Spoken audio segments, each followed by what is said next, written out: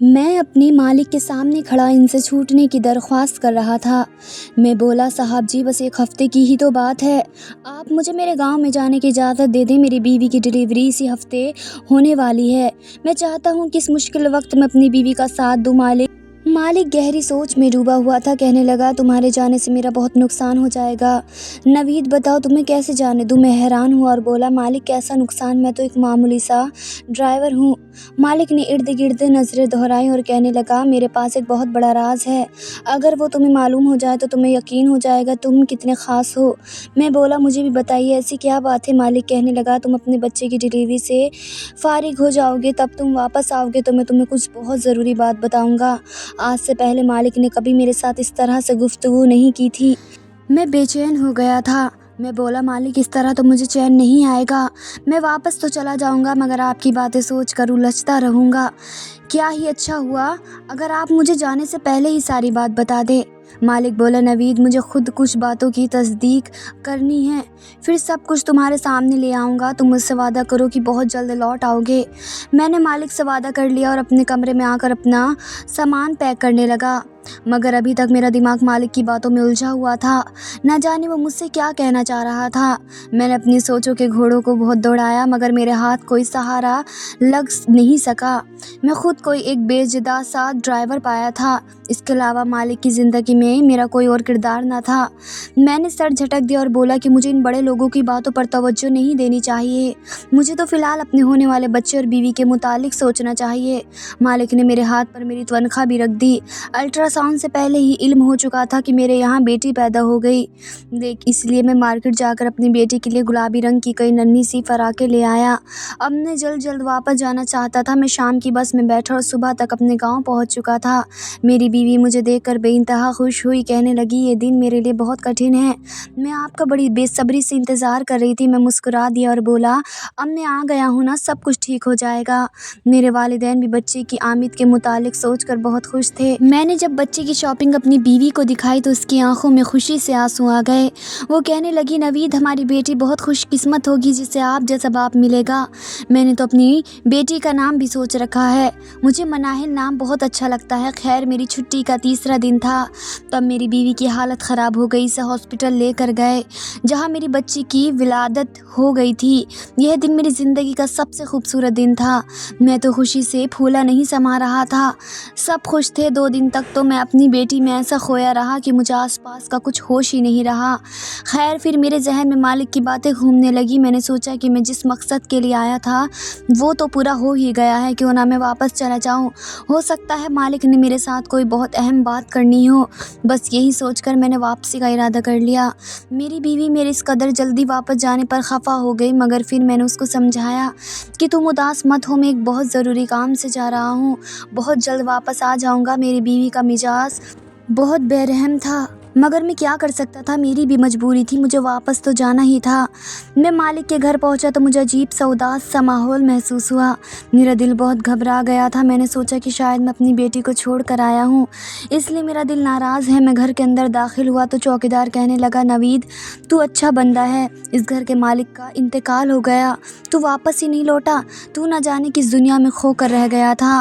میں نے حیرت سے چوکیدار کی جانب دیکھا کیونکہ مجھے اس کے الفاظ پر یقین نہیں آیا تھا، نہ جانے وہ کیا کہہ رہا تھا۔ میں بولا، تم اپنے حواس میں تو ہو نا، کیسی بہکی ہوئی باتیں کر رہے ہو؟ چوکیدار کہنے لگا، اب تم یہ مت کہنا کہ تمہیں اس مطالعے سے کوئی علم ہی نہیں تھا، مالک کی موت پر ہر آنکھ روئی تھی، کتنے اچھے انسان تھے، اپنے ملازموں کا کتنا خیال رکھا کرتے تھے، سچ کہوں تو ان کا چہرہ میری آنکھوں کے سامنے سے ہٹتا ہی نہیں ہے۔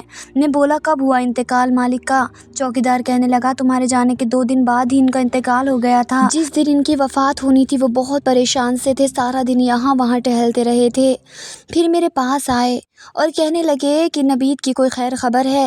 میں نے نام سر ہلا دیا تو وہ کہنے لگے، اچھا میں اسے فون کر کے پوچھتا ہوں کہ وہ کہاں رہ گیا ہے، ابھی تک لوٹ کر کیوں نہیں آیا؟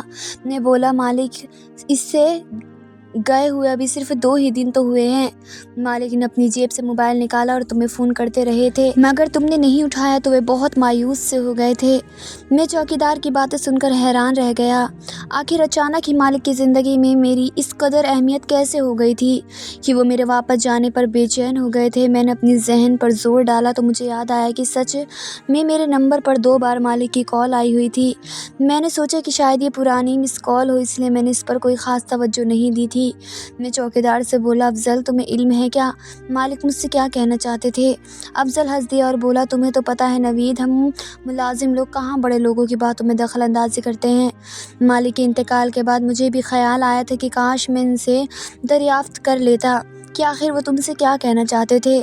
हम दोनों अभी गेट पर ही बातें ही कर रहे थे कि एक मुलाजिमा इधर ही आ गई।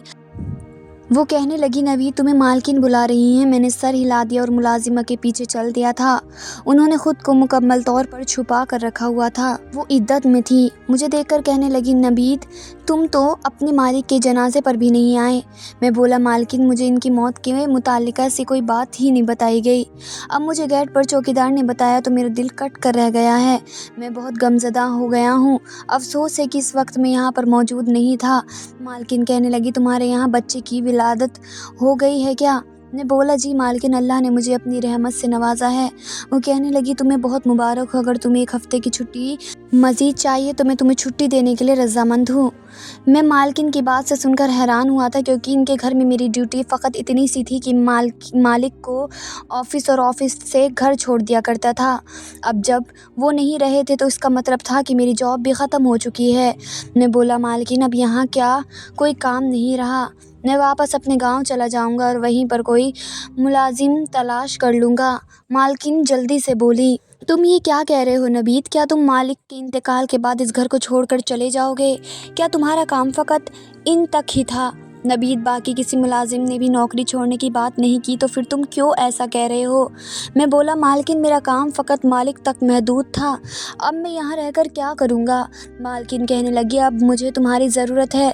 तुम ये काम छोड़कर मत जाओ। मुझे मालकिन पर तरस आ गया था, इसलिए मैंने इरादा किया कि जब तक मालकिन को मेरी ज़रूरत है मैं तब तक ये घर छोड़कर नहीं जाऊँगा। इसलिए मैंने इस बात में सर हिला दिया और बाहर निकल गया था। हम तमाम मुलाजिमों को सर्वेंट क्वार्टर में जगह दी गई थी। मैं अपने कमरे में आकर बैठ गया था। मेरा दिल हर चीज़ से उचाट हो गया था। मौत एक बहुत ही दहशतनाक सी चीज़ थी। कोई इंसान अभी हमारे सामने ही होता है, चल फिर रहा होता है, और फिर एक ऐसा भी वक्त आता है कि इस इंसान का कोई वजूद ही नहीं रहता। वो फ़कत एक याद बनकर रह जाता है। मुझे मालिक की मौत का बहुत गम था, क्योंकि वो एक बहुत ही अच्छा इंसान था। मैं इसके साथ पिछले 7 बरस से काम कर रहा था। इसने कुछ तनख्वाह के मामले में गफलत नहीं की, हमेशा हमारा ख्याल रखा था। कभी तेज़ लहज़े में हमसे बात नहीं की। अगर मैं ये कहूँ कि मालिक ने मुझसे कभी कोई ख़ास बात नहीं की थी तो ये ज़्यादा मुनासिब होगा। वो हर रोज़ मुझे फ़कत इतना कहते थे कि नवीद गाड़ी निकालो, नवीद मेरा इंतज़ार करो, नवीद गाड़ी रोको, नवीद गाड़ी स्टार्ट करो। बस हमारा इतना सा ही रिश्ता था। अब मुझे मालिक की वह बातें याद आ रही थी जो उन्होंने अपने इंतकाल के चंद दिन पहले ही की थी। न जाने वो मुझसे किस राज के मुतालिक बात कर रहे थे, न जाने वो मुझसे कैसी बातें कर रहे थे। मैं इन तमाम मामलात में उलझा ही रहा था। मैं अब इससे मुतालिक इनसे पूछ भी नहीं सकता था और ना ही कोई इस तरह मेरे हाथ में था। रात हुई तो मुलाजिम मेरा खाना लेकर सर्वेंट क्वार्टर में आ गई। वो मुझे देखकर बोली, नवेद मालिक तुम्हें बहुत याद कर रहे थे। मैं इसकी बात सुनकर चौकन्ना हो गया था। मैं बोला, तुम्हें कैसे इल्म हुआ? वो बोली, मरने से एक दिन खबर वो मुझसे कह रहे थे कि नवीद कब तक वापस आएगा। मैं बोली कि मुझे तो इस मुतालिक नहीं पता। तो फिर वो कहने लगे, तुम्हारे ख्याल में नवीद कैसा आदमी है? मैं बोला कि वो अच्छा है। मैंने आज तक इसमें किसी किस्म की बुराई नहीं देखी। वो अपने काम से काम रखता है, किसी से बिना मतलब ही बात नहीं करता। मेरी बात सुनकर मालिक के चेहरे पर मुस्कुराहट फैल गई थी। फिर वो आगे बढ़ गए थे। मैं बोला कि तुम कुछ जानते हो कि मेरे मुतालिक क्या पूछताछ कर रहे थे? इसने ना में सर हिला दिया और खाना रख कर चली गई। मैं खाना खाकर बिस्तर पर लेट गया था। बहुत जल्दी मैं गहरी नींद में डूब गया था। न जाने रात का कौन सा पहर था जब मालिक मेरे ख्वाब में आए थे। वो कहने लगे, नवीद जल्दी से उठो, मेरे कमरे में जाओ, वहाँ एक चीज़ तुम्हारा इंतज़ार कर रही है। मैं हड़बड़ा कर उठ बैठा था। मेरा पूरा वजूद पसीने से लथपथ था। मैं अपना सर पकड़ कर बैठ गया था। मालिक का यूं मेरे ख्वाब में आना हैरान था। मैंने जल्दी से 2 गिलास पानी पिए और उठकर कमरे में चक्कर काटने लगा। یہ ایک مردہ میرے خواب میں آیا تھا، اس نے مجھے اپنے کمرے میں جانے کا اشارہ دیا تھا۔ شاید ان کے کمرے میں کچھ ایسا ہوتا جس سے میری ساری پریشانی دور ہو جاتی، مگر میں مجبور تھا۔ میں مالک کے کمرے میں نہیں جا سکتا تھا کیونکہ وہاں پر مالکن موجود تھیں اور وہ بھی تھیں عدت میں۔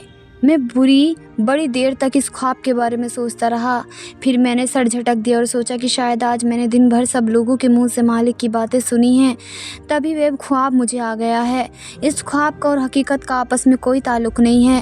یہ سب سوچتے سوچتے ہی رات بیت گئی، صبح کا اجالا ہر سو پھیل چکا تھا۔ میں نے جلدی سے اپنی بیوی کا نمبر ملایا اور اس سے باتیں کرنے لگا۔ وہ تو میری آواز سن کر ہی پھوٹ پھوٹ کر رونے لگی تھی۔ وہ بولی، آپ مجھے چھوڑ کر کیوں چلے گئے ہیں؟ ہماری بیٹی رات رات بھر روتی ہے، مجھ سے نہیں سنبھلتی، یہ ہے آ کر آپ اپنی بیٹی کو سنبھالیں۔ میں بولا، کیا ہو گیا ہے صبا تمہیں؟ تم اتنی کمزور نہیں ہو، تم تو بہت ہمت اور حوصلے والی ہو۔ مجھے امید ہے کہ یہ کٹھن وقت بھی گزر جائے گا۔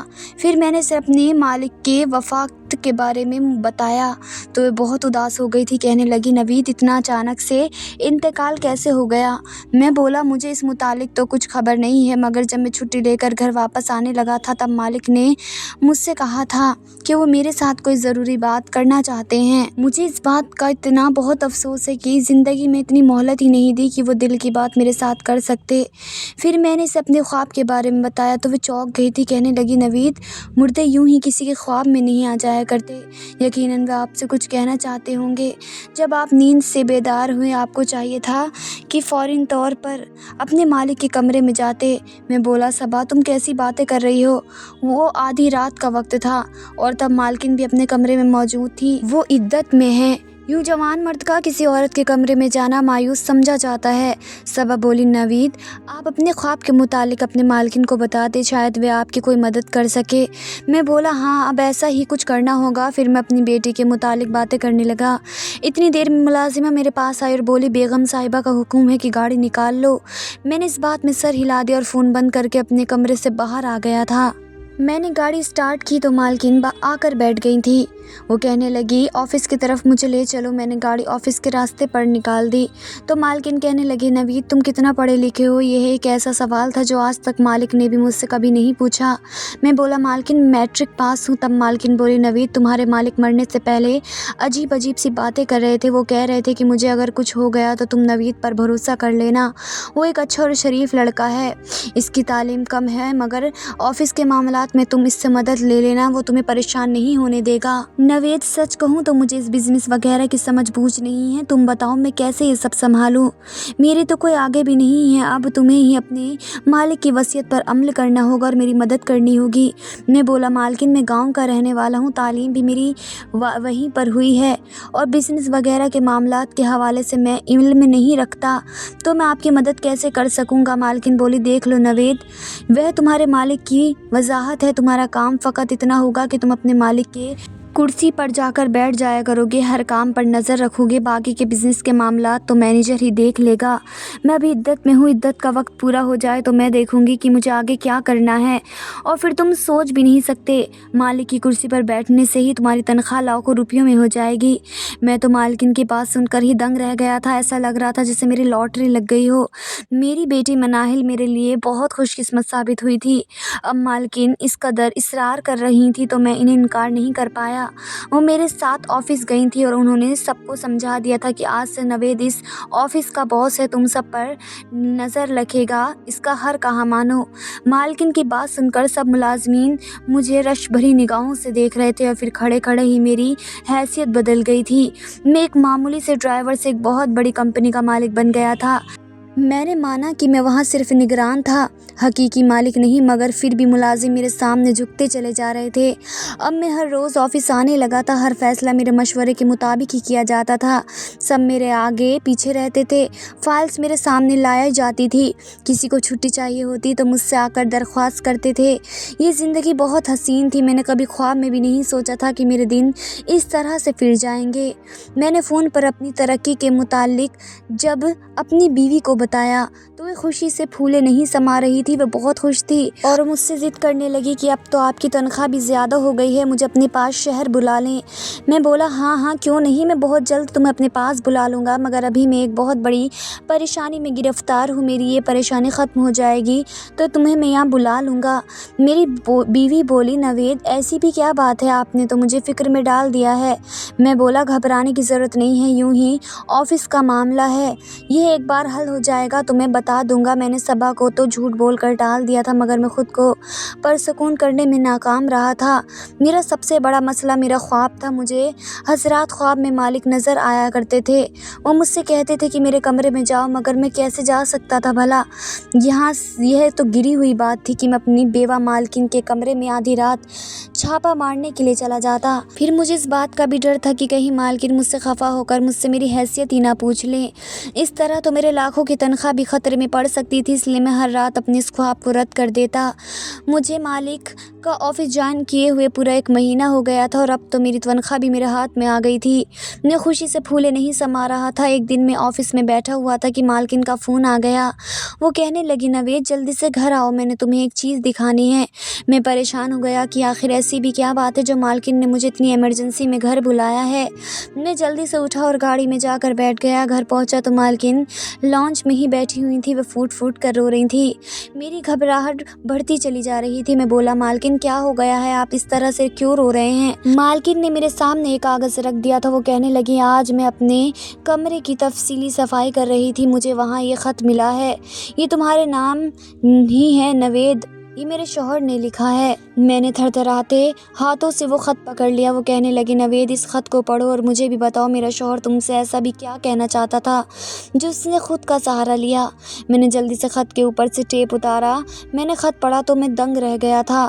اس میں مالک نے لکھا تھا کہ نوید میں جانتا ہوں تم ایک شادی شدہ مرد ہو اور تمہارے یہاں بہت جلد اولاد بھی ہونے والی ہے، مگر میں پھر بھی تم سے یہ درخواست کرنا چاہتا ہوں نوید تم ایک اچھے انسان ہو اور میں نے تمہارے متعلق چھان بین کرائی تو تم میں کسی قسم کا کوئی نقص نہیں نکلا۔ نوید تمہیں علم نہیں ہے کہ مجھے ڈاکٹرز نے بتایا ہے کہ مجھے یہ بہت ہی خطرناک بیماری ہو گئی ہے، میں بہت جلد اس دنیا سے گزر جاؤں گا، میری بیوی پیچھے اس دنیا میں اکیلی ہے، اس کے سر پر کوئی بھی نہیں ہے، ایسے میں میری تم سے درخواست ہے کہ تم میری بیوی کو تنہا مت چھوڑنا، تم اس سے نکاح کر لو، تم اس کا سہارا بن جاؤ، میں اس کے حوالے سے کسی اور شخص پر اعتبار نہیں کر سکتا، وہ بہت معصوم ہے، لوگوں کے ہاتھیں بہت جلدی دھوکہ کھا لیتی ہے، اب ہم روز قیامت ہی ملیں گے انشاءاللہ۔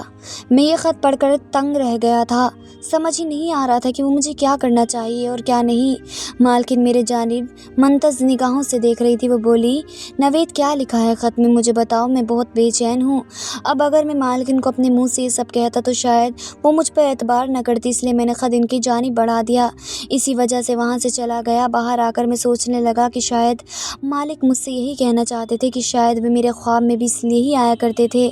اب بات تو یہ تھی کہ نہ کیا مجھے اپنے مالک کی وصیت پر عمل کرنا چاہیے یا نہیں، میں اپنی بیوی کو کیسے دھوکہ دے سکتا تھا، لیکن اگر میں یہ شادی کر لیتا تو میری بیوی اور بیٹی کی زندگی بن جاتی۔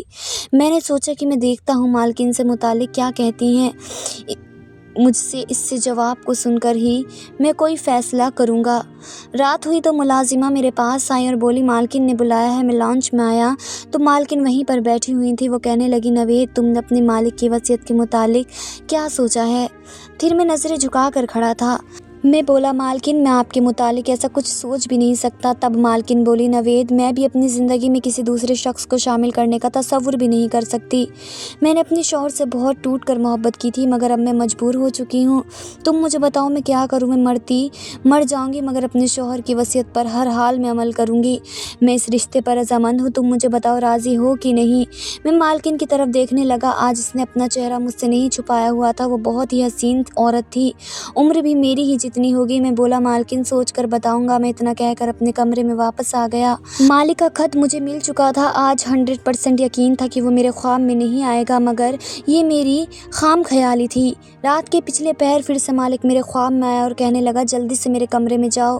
میں بیدار ہوا تو سوچا کہ اب تو خط بھی مجھے مل گیا ہے، اب میرے کمرے میں جانے کی کیا بنتا ہے، میں اسی سوال کا جواب پانے کے لیے ہمت کر کے بیٹھا ہوا تھا۔ میں اچانک اٹھا اور مالکن کے کمرے میں بنا دستک دیے داخل ہو گیا، سامنے का मंजर देखकर तो मेरे कदमों तले ज़मीन निकल गई थी, क्योंकि वहाँ तो मालकिन की नज़र मुझ पर पड़ी तो वह थर थर काँपने लगी। जल्दी से उठकर खड़ी हो गई और भागती हुई मेरे पास आई और मेरा हाथ थाम कर बोली, नवेद, मैं तुमसे बहुत मोहब्बत करती हूँ, इस राज को राज ही रहने दो। हम दोनों शादी कर लेंगे, सारी जायदाद मैं तुम्हारे नाम कर दूंगी, हम ऐश भरी ज़िंदगी गुजारेंगे। तुमने बस आज जो यहाँ देखा किसी को नहीं बताना, तुम नज़रअंदाज कर दो, आंखें फेर लो। मैं बोला, मालकिन ये सब क्या है, मुझे सब कुछ सच सच जानना है। मालकिन बहुत डरी हुई थी। वो बोली, नवेद, मैं करोड़पति बाप की इकलौती औलाद थी। उन्होंने मेरी शादी अपनी ऑफिस के एक मुलाजिमा से कर दी थी। ये सारा रुपया पैसा तुम्हारे मालिक का नहीं बल्कि मेरा था। मुझे भी इस इंसान से मोहब्बत हो गई, इसलिए शादी कर ली। मैं और यासिर एक दूसरे के साथ बहुत खुश थे। यासिर हर लिहाज से एक अच्छा शौहर साबित हुआ था। मेरी ज़िंदगी बहुत अच्छी गुजर रही थी, मगर फिर यासिर ने तुम्हें मुलाजिमत पर रख लिया। मैंने तुम्हें देखा तो तुम्हें पसंद करने लगी, मगर मैं हर बार अपना सर झटक दिया करती थी, अपने ख्याल को रद्द कर देती थी। मैंने बहुत साल खुद पर जब्र किया था, मगर अब मज़ीद मैं तुमसे दूर नहीं रह सकती थी, इसलिए मैंने यासिर को रास्ते से हटाने का फ़ैसला किया। मगर इसे न जाने इन सब के मुताबिक इसे कैसे इल्म हो गया था। वो तुमसे बात करना चाहता था और तुम्हें मुलाजिमा से निकाल देना चाहता था। मैं तुम्हें खुद से दूर नहीं कर सकती थी, इसलिए मैंने तुम्हारे जाने के बाद यासिर के खाने में ऐसी दवा शामिल करना शुरू कर दी जिससे इसका जिस्म मफजूलूज होकर रह गया था। तुम जानते हो, पैसों से इस दुनिया में सब कुछ हो सकता है।